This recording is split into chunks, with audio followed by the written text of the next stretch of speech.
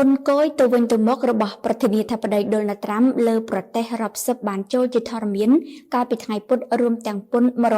104% ដល់ធំលើទំនិញរបស់ចិនធ្វើឲ្យកាន់តែស៊ីជម្រៅ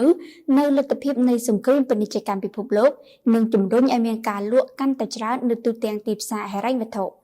ពន្ធដាររបស់លោកត្រាំបានធ្វើឲ្យរង្គោះរង្គើដល់ពាណិជ្ជកម្មសកល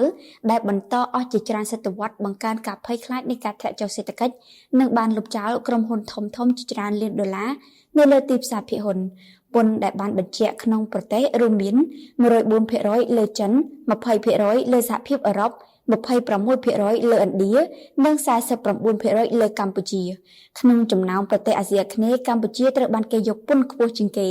ការពិតគឺនៅពេលដែលប្រទេសមួយមានពន្ធខ្ពស់វានឹងប៉ះពាល់ដល់ការនាំចេញដូច្នេះអ្នកប្រើប្រាស់នៅសហរដ្ឋអាមេរិកនឹងមិនគាំទ្រទាំងស្រុង